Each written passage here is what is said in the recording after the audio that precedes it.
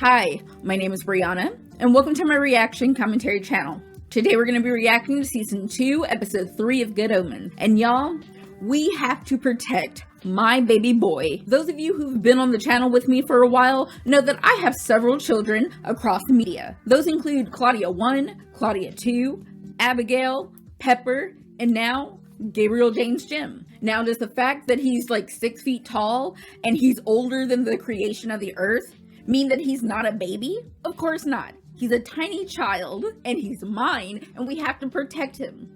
And right now, we have possible adversaries because I don't know what's actually going to happen if Heaven gets their hands back on Gabriel. Because y'all already know, I don't mess with Michael, I don't mess with Uriel, I don't mess with Sindolphin. Now, Muriel with an M, which is different than Uriel with a U. Muriel is like a Care Bear in angel form. But I also noticed how she did not have a reaction when she read off the permit that Crowley had permission from God to kill Job's kids. My girl was just happy to be in the room. She didn't care what was actually happening in the room. So at the end of the day, I don't know exactly where her loyalties will lie. So right now she's over here with the rest of them in heaven. And on the other side of possible opponents, we've got Satan. We've got Beelzebub, maybe Haster. Haven't seen him in a while, but maybe Haster. Also just all the rest of the demons in hell, including my new girl Shax. Now, I like Shax's style and I like her work ethic, but I don't trust her as far as Aziraphale can throw her without magic, okay? It's not a mystery what's going to happen to Gabriel if hell and the demons get a hold of him. So both Crowley and Aziraphale have their work cut out for them. And you know what? It's not fair. They deserve happiness and peace and dates and bookstores and record albums and Bentleys. They deserve so much. And while they're going through this, they're over here still doing good, trying to hook up my girls, Maggie and Nina. And Maggie made me so sad when she was like crying and spilling her heart to Aziraphale, although she also told him that she was not crying while openly weeping. She worked up the nerve after so long to even say anything to Nina, and now she thinks that Nina hates her. Girl, she does not hate you. Actually, she has a crush on you too. She told Crowley. We're getting there. There's steps to this potential relationship and we're working through them, and I can be patient. I will try to be patient. But before I put an end to my patience by getting into this episode, if you could do me a quick favor, please like, subscribe, ring that bell for post notifications, follow me on all my social media, follow my Patreon for full-length reactions to Hannibal Season 2, Hannibal Season 3, Good Omens Season 1, and Good Omens Season 2 as we go, and that way we can skip the chit-chat and get straight to the good part.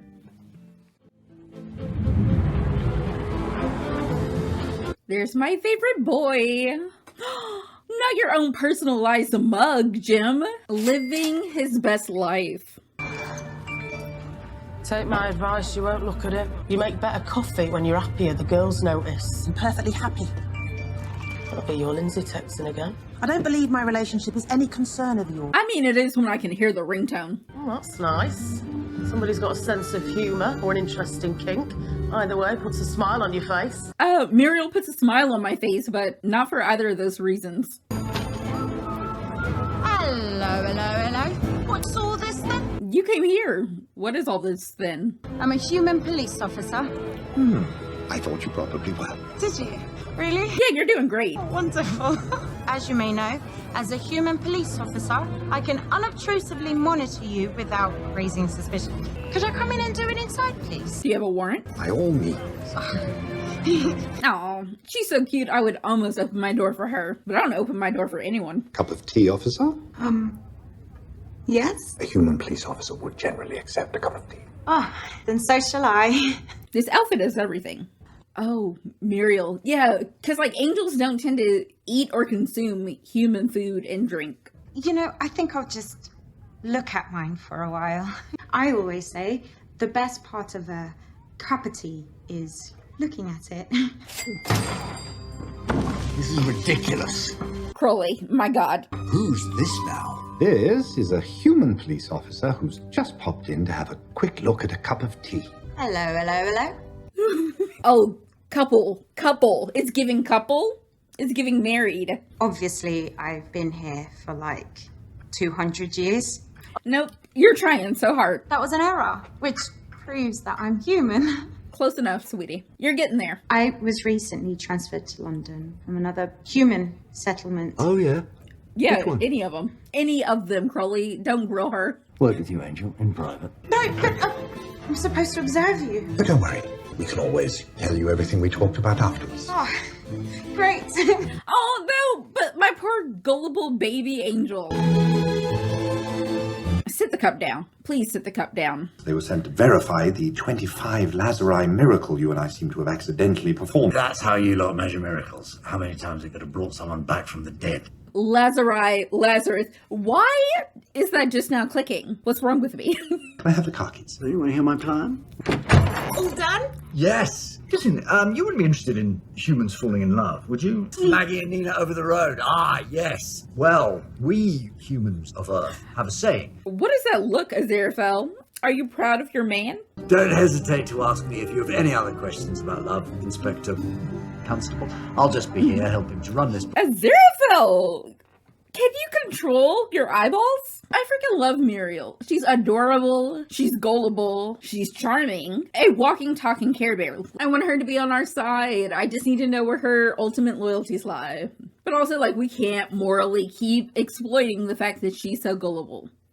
But then again, if all is fair in love and war, and we're battling heaven and hell, sacrifices have to be made. But Gabriel James Jim and his adorable coffee mug with his name, I'm just saying that Crowley and Aziraphale as parents to a Gabriel, I am not mad. I'm having a great time. Dear Diary, last month Crowley and I both happened to be in Edinburgh. He had come upon something, he said, that might amuse me.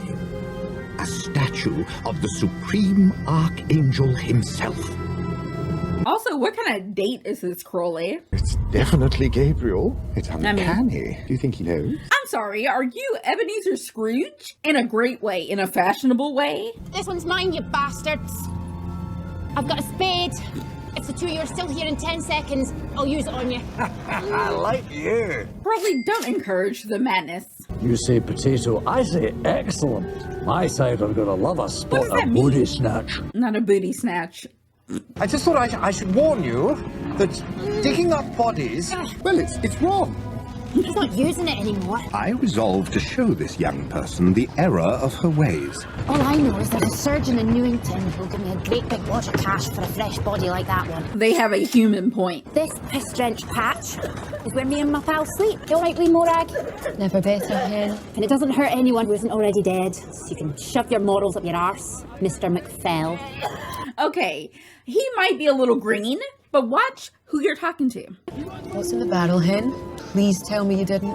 Oh, she absolutely did. Crowley, you're not supposed to enjoy this. You can get a room in a proper boarding house, and you'll never go to bed hungry. You're going to hell, Hen. Quite right. That's a little extreme. There is a stolen body in that barrel. This is wicked. Oh, I'm down with the wicked. Anyway, is it wicked she needed the money? We better have real conversations. People get a choice. You know, they cannot be truly holy unless they also get the opportunity to be wicked. She is wicked. I mean, you're painting with a very big brush. You can't start someone off like that expected to do as well as someone born in a castle. Ah, but no, that's the good bit. The lower you start, the more opportunities you have. Says who? Because she's so poor. Okay, Crowley, I need you to come down off that high horse, and we need to have real life discussions. We play classical music that stays classical music.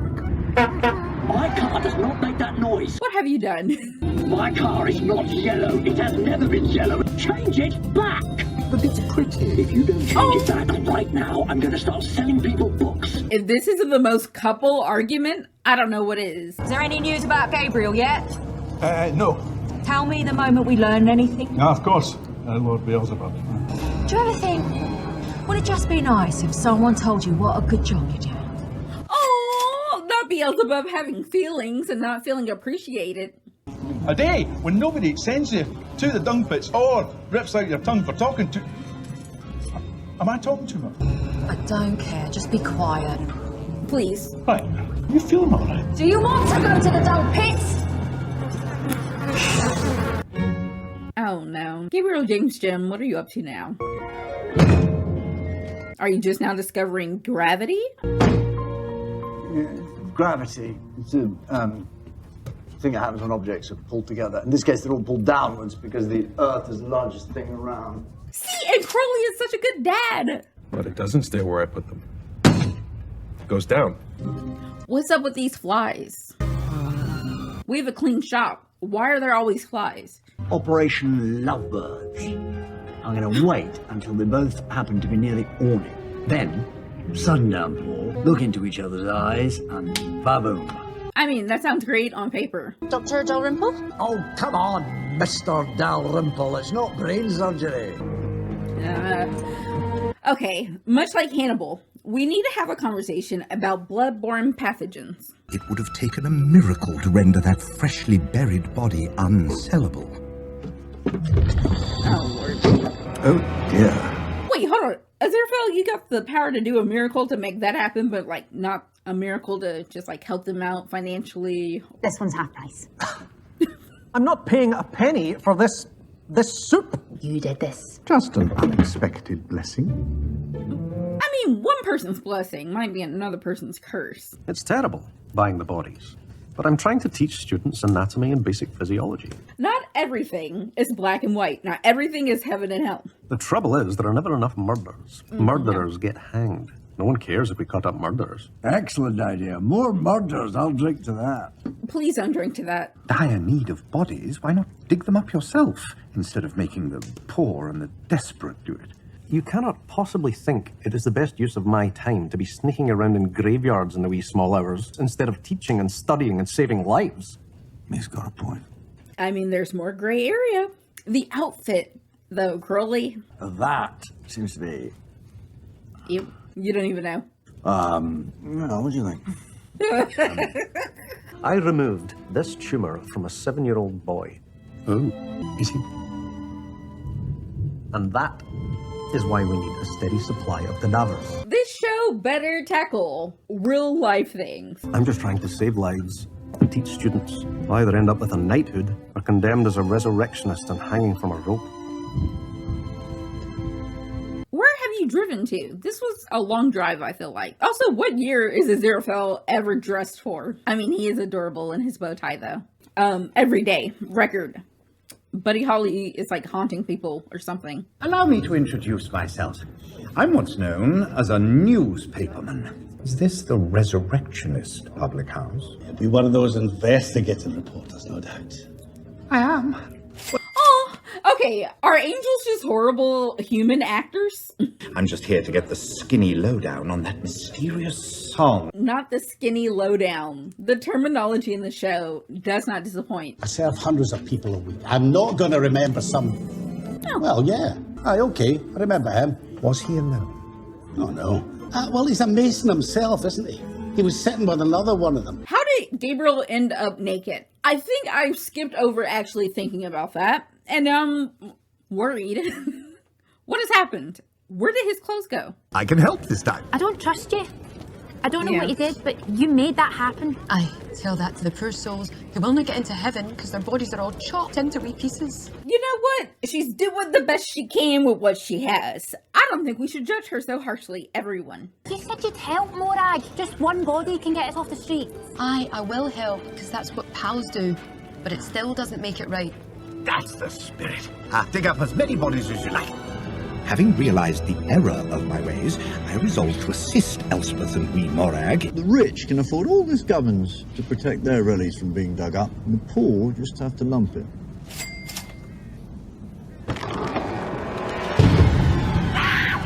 Morag! The grave gun had alerted the local watchman. I thought we were helping. I thought we were looking for solutions. Also, these bright-ass lanterns, they should know exactly where we are. Wait, but how far are they falling? Oh, see, no. I'm afraid of heights. I'm afraid of sinkholes. And bunnies, but that's a different story. Wait, no. If they die? I know it's not technically allowed, but this is all my fault. I could heal her. No, it's the right thing to do. What do you...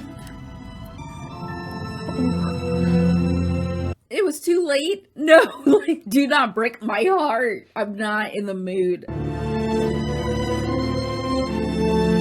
But last episode made me so happy. Crowley, we need more compassion right now. Well, what if you fetch the cart? Oh crap! Did we just? We did solve the problem. We have a body. We didn't dig it up. But what? I should let her rot in the ground while I starve. I'm just saying, we have to live and we have to eat. So it's an opportunity. Why let the body go to waste? I'm morally great. I can say what I want to. Great. Surely wanted to look after me. Well, she's done that, hasn't she? Shall we say £5? The going rate for a fresh one's 7, even 8. You can go and knock on other doors and see if anyone out there will give you more for her. Okay, here's the thing. Everybody sucks. And we can never win. That's not the moral of the story. It's probably not the moral of the story. There you go. Blood money. And what are you going to spend it on? Wine for a toast. Is it blood money? But also, I didn't spill the blood. I didn't kill this person. Hello, Elspeth. I'm so sorry about your friend. It happens. People die. They do, don't they? Crowley, all episode. We can all toast wee Morag. Then I'm going. And you can use this money to bury me somewhere where no ghouls will ever dig me back up again. Where are you going? To join wee Morag. So can we toast her now, please? Life is complicated, and so is death. No. What did you do Crowley. that for? You'll kill yourself. Oh, dying. Enough dying. No more dying. What kind of creepy elf? Dying is just wrong. Crowley? Nah. Nope, he's lost it. He's lost his doggone mind. When will we see your likes again? Right, come on, let's get cracking. Wasn't I just sad that the friend died? Poverty is an infinitely wonderful life is worth living. Go on! He's making points. He's just not being gentle while making the points. Crowley, Don't you dare step on me! I see you! Yeah! What has happened?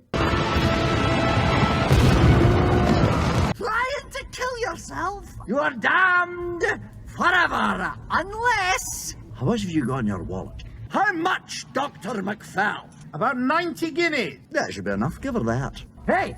Gear the money, Angel! The performance is 10 out of 10. And be good. Not just pretendy good, but properly good. Which is a blessing, which means that Crowley is not evil and he should be an angel. It's good enough for me. There you are then, hen, off your pot. But also, we could have just given them the money at the beginning. Hey, last time I knew that! I'm here. I'm here. But if you do count this as a date, this was a great date. Not kind. Off my head a laudanum. Not responsible for my actions. Well, they'll surely have noticed downstairs. You just did a very good deed indeed. Trust me, if hell noticed that little display, I'd already be. Oh no, oh no. Do we have repercussions? And that was the last I was to see of Crowley for quite some time. Oh, he was tortured for a long time. Either of you gentlemen happen to possess a mobile phone that I could use? Are you entirely out of your main mind? He asked a very simple question. He asked nicely. I'm out of minutes. Mostly I just use it for Twitter and Grindr. That's very kind of you. Now I'm afraid I didn't use your privacy. Does that even count as a joke? Either way, I like the second guy. Gabriel James Jim, are you alright? Crowley, you and these books. Put the books down and stop touching stuff. Do you remember Dr. Dalrymple? Yeah, what happened to him? He left Edinburgh in disgrace, and then he killed himself. Oh, well. And they named a pub after him. Oh, well. Gabriel has indeed visited in company with... I don't know, someone. We don't know. Some Masons, possibly. I think it's about to happen. The awning of a new age. I'll see you when you get back. Y'all can't both have ADHD. We need one stable person in this. And Twitter and Grindr, whatever they happen to be. Yeah, well, whatever they are. Did you like it better the other way? Whatever you did. Thank you. Oh. You just can't help doing good, even if it includes Grindr. Can we talk? Because conversation is good. Conversation is key. Lovely rainy rainbow. a light rain or like a tsunami? Lindsay decided I must be having an affair because I wasn't texting back, and I couldn't deal. That's not fair. I mean, I've never... Well, we didn't. It was the power going out. What a hard rain. Okay, wait, hold on. Romantic, not flash flood. Suppose I owe you an apology. No, you don't. It's just... I'm not that kind of person. I know. I'm not your type. You have no idea. Like, communication. Use better words. Yes, it's Really. Calm down. Oh. We just can't have nice things. Not going on better. Gabriel James Jim, what is going on? There will come a tempest, and the dead will leave their graves and walk the earth once more. Oh crap. Are we going into Revelations? Every day it's getting closer. Oh crap. No. Oh crap. Shax. Stay here. Oh crap. No. Wait, are we getting caught? You don't know, right? But y'all know what he looks like. There's a statue. Very close. You've got Gabriel hiding in the bookshop. Beelzebub, not happy? But they're always such a little ray of sunshine. They're seriously not happy. The swagger. Hiding him in there. No, they don't. What makes you so sure? Because they can't. Why not? Because he isn't. Shax, you're really good at this though. I'm not a stupid critter. Come on, let me in. Yeah, not gonna happen. Yeah, not gonna happen. We're not opening the door. He's in there. You know I can't step over the threshold. Oh, good. Maybe you'll spot an archangel. Hello, customer. Aw. Hey. Beelzebub and the Dark Council and all the forces of hell will declare war on your friend. Oh, wait, no. That's our 1 weak spot. I mean, we did decide to hide Gabriel in the one place that we know everyone knows where we are. If any harm comes to Aziraphale because of this, I will. Yes? Oh, it doesn't matter. It's too late for that now, isn't it? It's always too late. You're not wrong. You've been right about a lot of things in this episode, Crowley. And it's over. Why is it over? Oh my gosh. Okay, the stuff's about to hit the fan, and we're in trouble. Let's talk about it in the debrief. Alright, and that concludes Season 2, Episode 3 of Good Omens. And y'all, we got another deeper episode again. We're tackling real life issues and talking about morality and what's right and wrong in a way that is palatable to the masses. I do love how the show takes really big concepts and funnels it through great acting and good writing and presents you with different sides of the same story so that we can all get a clearer picture of what's actually going on. Sometimes you gotta do bad to get good results. But also at the same time, sometimes you do good and no good deed goes unpunished. We're all out here struggling. I do want to say shout out to Crowley for taking one for the team and taking the laudanum himself. But even as he was going through all those crazy changes dealing with the laudanum, he was able to deliver a message to our young grave robber to be like, okay, you did what you had to do. You get a pass on that. But from now on, after like me and Aziraphale give you this blessing of money, and now that you also are scared to death that you saw someone shrink small and then get really big, that you'll probably listen to whatever they have to say. And Crowley set them on the correct path in life to do better from here on out. No more judgment of the past. We're only thinking about here on out. And you know what? Thank you, Crowley. Crowley is truly good, and he couldn't stop his goodness if he wanted to. But also, I didn't miss the adoring looks that Aziraphale kept sending Crowley's way throughout this episode. And also when they were sitting in the bookshop across from Muriel. Couple goals. Married vibes. I love them together so much. They fit together. They belong together. They communicate well. They're dedicated to each other. And even though Crowley is now processing his emotions with the fact that Shax is spying on them, and she knows that Gabriel's inside the bookshop, also she let Crowley know that hell might wage war, not on him, not on Crowley, but on the most important person in Crowley's life, Aziraphale. It's one thing when you punish me for my sins. It's another thing when I have to stand by and watch the person that I care about go through BS. And what is hell always on? Some BS.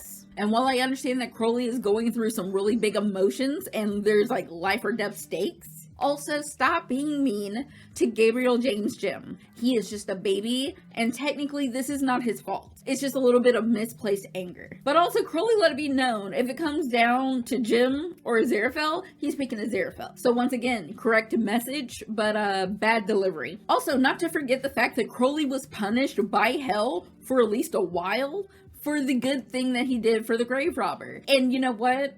Actions have consequences. But he knew the repercussions, or at least the possibility of repercussions, and he still did what's right. And we also got to see character development and personal growth in Aziraphale. He's kind of used to being up high and looking down low, and now that he's down here on the ground with actual humans on Earth, he's like, oh, I have lofty ideas that are the goal and the ideal, but this is reality. And the ideal rarely happens. And we have real problems that need real solutions. And just simply doing what's best for people and doing what's morally good not only doesn't get a lot of us far, but also hinders us in a big way. Checks and balances. Not all good, not all bad. Speaking of not all good and not all bad, Crowley's attempt to get Maggie and Nina together. He had a great idea. He took several days to come up with the plan that he was going to have it rain and they were going to be under an awning and it was going to be romantic. I just feel like he got a little bit too invested and got a little too excited and ended up sending a tsunami their way and drowning them like two cats. Crowley, you're doing your best, sweetie. But sometimes you take it a little bit too far. But we got Nina and Maggie talking. Was it a great conversation? No. Was it clear on emotions and intent? No. But it is a conversation, and that's better than nothing. My favorite Care Bear, also known as Muriel, came down from heaven in a very sleek white police uniform. I'm just saying, why can't the outfits in heaven be just a little bit more tailored? I mean, it's not even the colors that are truly the problem. It's the tailoring. And I don't like the lighting. And I don't like half the angels.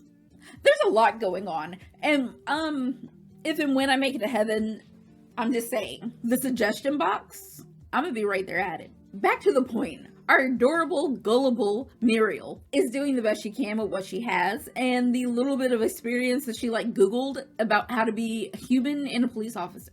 And Crowley was having way too much fun exploiting her vulnerabilities.